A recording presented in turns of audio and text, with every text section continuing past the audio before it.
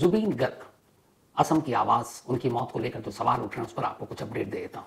आपको बताया था कि ठीक जुबीन गर्ग की 13वीं से कुछ घंटे पहले इस मामले में पहली बार 2 गिरफ्तारी हुई थी। एक जुबीन गर्ग के मैनेजर की और दूसरी सिंगापुर में जो north east India cultural festival हुआ था उसके ऑर्गेनाइजर महंता की।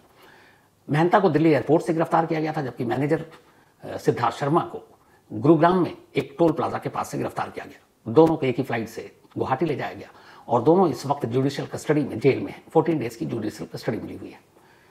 सीआईडी की स्पेशल टीम जांच कर रही है मामले की, ये भी आपको बताया। लेकिन अब एक नया अपडेट इसमें यह है कि जुबीन गर्ग की मौत को लेकर 2 और नई गिरफ्तारी अरेस्टिंग हुई है और इत्तेफाक से ये 2 वो लोग हैं जिनसे लगातार 2 से 3 दिनों तक, बल्कि तीसरे दिन पूछताछ के बाद ही गिरफ्तारी हुई।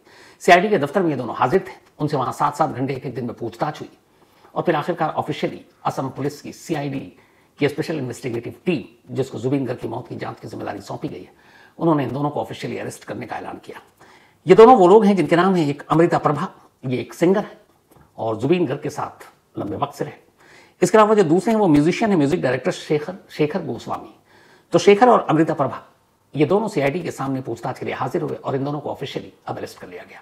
अब सवाल यह है कि इन दोनों को क्यों अरेस्ट किया गया, क्योंकि ऑर्गेनाइजर और मैनेजर पर तो यह था कि इन लोगों ने लापरवाही बरती, जुबीन गर्ग को पानी में नहीं जाने देना चाहिए था, दिया। इसके बाद जब यह हादसा हुआ तो मेडिकल एड में मदद पहुंचाने के लिए देरी भी की।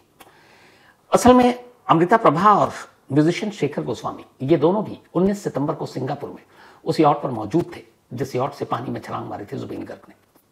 और इसीलिए इनसे लंबी पूछताछ के बाद सीआईडी को लगा कि शायद ये लोग कुछ छुपा रहे हैं और कुछ ना कुछ गड़बड़ है मामले में, और इसीलिए उन्होंने इन दोनों को भी अरेस्ट कर लिया।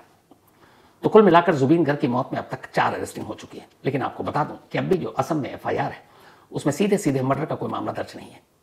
जो मामला है वो है क्रिमिनल कॉन्स्पिरेसी, आपराधिक साजिश, गैर इरादतन हत्या यानी culpable homicide not amounting to murder, और तीसरा है लापरवाही, डेथ ड्यू टू नेग्लिजेंस, लापरवाही से हुई मौत।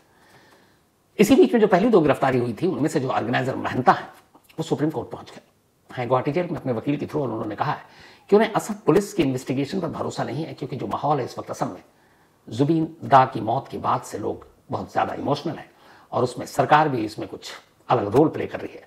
इसलिए सुप्रीम कोर्ट से गुजारिश की है कि सारे एफआईआर और ये मामला असम के बाहर ट्रांसफर कर दिया जाए।